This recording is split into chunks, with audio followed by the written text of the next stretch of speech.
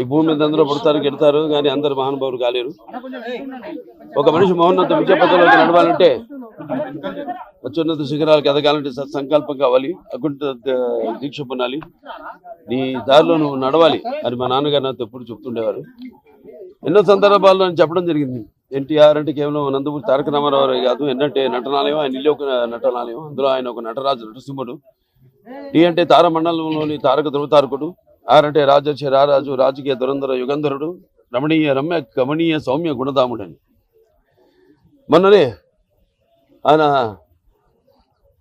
శత జయంతి జరుపుకోవడం జరిగింది. తర్వాత ఆయన సినిమా పరిశ్రమకు వచ్చి 75 సంవత్సరాలు మన దేశం ఆయన మొదటి సినిమా. ఆ సినిమా యొక్క ఉత్సవం కూడా జరుపుకోవడం జరిగింది. ఇప్పుడు రామారావు చూసుకుంటే ఆయన సినీ రంగ ప్రస్తావన చూసుకుంటే మరి ఆయన నటిస్తుంటే పౌరాణికాలు ప్రాణాలు పోసుకున్నాయి, జానపదాలు జాబులీలు అయ్యాయి, సాంఘికాలు సామాజిక పరిగమనాలు అయ్యాయి, పద్యం పాట పదునెక్కింది, పాట పదునెక్కింది, పద్యం పాట నాట్యం నేర్చింది, కళామ తల్లి కన్నుల పండుగ చేసుకుంది, కళకళలాడింది, గలగల నవ్వింది. అంటే ఇక్కడే కాదు, మన దేశంలోనే కదా, ప్రపంచంలో ఎక్కడ చూసినా కూడా అటువంటి నటధీరుడు, అలాగే నటనలో ప్రయోగాలు చేసిన నటనాచార్యుడు, అలాగే పాత్రలో పరకాయ ప్రవేశం చేసి ఆ పాత్రలను ఆయన అణువణువులో జీర్ణింపు చేసుకుని ఆ పాత్రలకి న్యాయం చేసిన నటధీరుడు నందమూరి తారక రామారావు గారు. మనం ఎక్కడ వెతికి చూసినా, ఎక్కడ చూసినా కూడా అటువంటి నటధీరుడు, లేకపోతే నటచారుడు, లేకపోతే నటధీరుడు ఎక్కడా మనకి కానరాడు అని నేనే కాదు, ప్రతి ఒక్కడు చెప్పుకుని తీరుతారు, ఒప్పుకుని తీరుతారు. అలాగే తర్వాత ఆయన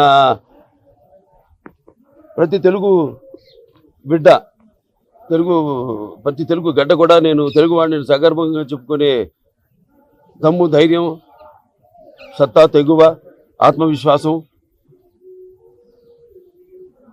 పదును పెట్టి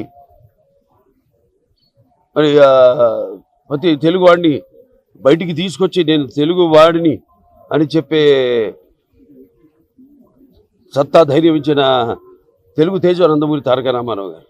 ఆనాడు తెలుగుదేశం పార్టీని స్థాపించి, మరి తెలుగుదేశం పుట్టింది శ్రామికుడి చెమటలో నుంచి, కార్మికుడి కరిగిన కండరాల్లో నుంచి, రైతు కూలీల రక్తంలో నుంచి, అలాగే కష్టజీవ నిరుపేదల కంటి మంటల్లో నుంచి, కష్టజీవుల కన్నీళ్లలో నుంచి అని ఆనాడు, అలాగే అన్నార్థుల ఆక్రందనల నుంచి అంటూ, అలాగే తెలుగుదేశం పిలుస్తుంది రా కదిలిరా అని తెలుగుదేశం పార్టీని పెట్టి మరి ఆనాడు ఒక విప్లవం తీసుకొచ్చారు ఆయన. ప్రతి తెలుగు బిడ్డ బొడ్డు కోయక ముందే రాజకీయ చైతన్యం తీసుకొచ్చిన మహానుభావుడు నందమూరి తారక రామారావు గారు. అంతకుముందు వరకు చాలా మందికి ఈ రాజకీయాల మీద ఆసక్తి ఉండేది కాదు, చాలా మందికి తెలిసేది కూడా కాదు.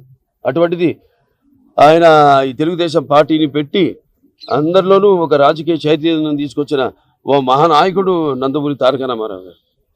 అలాగే రాజకీయాల్లోకి వచ్చాక ఎన్నో సాహసోపేతమైన పథకాలను అమలు చేశారు.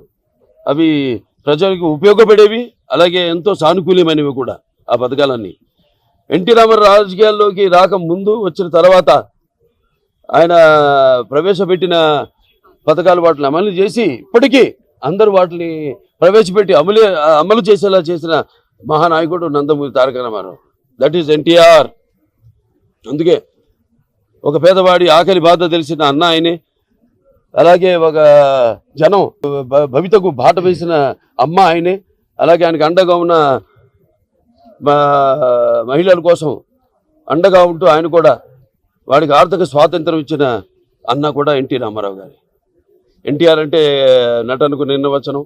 ఎన్టీఆర్ అంటే ఒక నవరసాలకు ఒక అలంకారం. ఎన్టీఆర్ అంటే నటనకు ఒక విశ్వవిద్యాలయం. ఎన్టీఆర్ అంటే ఒక నవశకానికి ఒక ఆరంభ మంత్రం. ఎన్టీఆర్ అంటే ఒక నవజాతికి మార్గదర్శకం. అలాగే ఎన్టీఆర్ అంటే నానా జాతులకు దైవ సమానం. అలాగే ఎన్టీఆర్ అంటే యువతకు ఆదర్శం. అలాగే ఎన్టీఆర్ అంటే నెత్తురు మరిగేలా చేసే ఒక అగ్నిగణం. అలాగే ఎన్టీఆర్ అంటే ఆయన నడిచిన మార్గమే భగవద్గీతలా సాగిన ఒక గొప్ప జీవితం. అందుకే ఆయన అందరి గుండెల్లో శాశ్వతంగా నిలిచిపోయిన ఒక నిత్యామృతాన్ని తాగిన దేవుడిలా మారాడు. అటువంటి వాళ్ళకి మరి మరణం ఏది? ఆయన ఎప్పుడు నిత్యం వెలిగే ఒక మహత్తర జీవిత విధానం నందమూరి తారక రామారావు.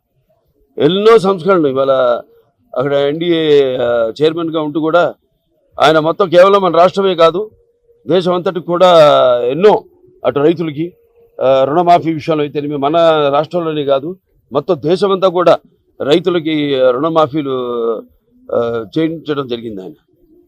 అలాగే ఇక్కడ మనం చూసుకుంటే ఇక్కడ మండలాలు, ఇక్కడ 330 తాలూకాలు ఉండేవి. అటువంటి వాటిని 1100 మండలాలుగా విభజించి ప్రజల వద్దకు పాలనను తీసుకొచ్చిన మహానుభావుడు నందమూరి తారక రామారావు. అలాగే మహిళల కోసం అటు పద్మావతి యూనివర్సిటీ స్థాపించడం అయితేనేమి, లేకపోతే తండ్రి ఆస్తులో సమాన హక్కు కల్పించడం అయితేనేమి, 2 రూపాయలకు కిలో బియ్యం ఇవ్వడం, అలాగే చేనేత కార్మికులకి వాళ్ళకు కూడా ఒక చేయూతనివ్వడం, ఆనాడు చేరా ధోవతి. అలాగే ఎన్నో చూసుకుంటే ఎన్నెన్నో.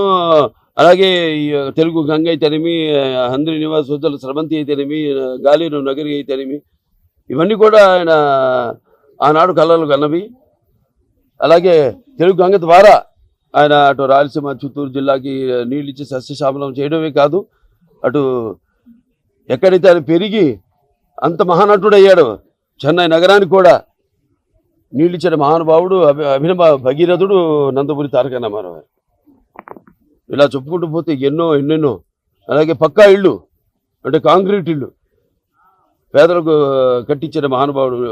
కూడు గూడు గుడ్డ సిద్ధాంతంతో ఆనాడు ఈ యొక్క ఒక దేశంలోనే ఒక విప్లవాన్ని తీసుకొచ్చిన మహానాయకుడు నందమూరి తారక రామారావు గారు. ఇప్పటికీ 29 ఏళ్ళైంది ఆయన అంటే శివైక్యమై లింగైక్యమై ఆయన పరమపదించి. అయినా ఆయన ఎక్కడికి పోలేదు.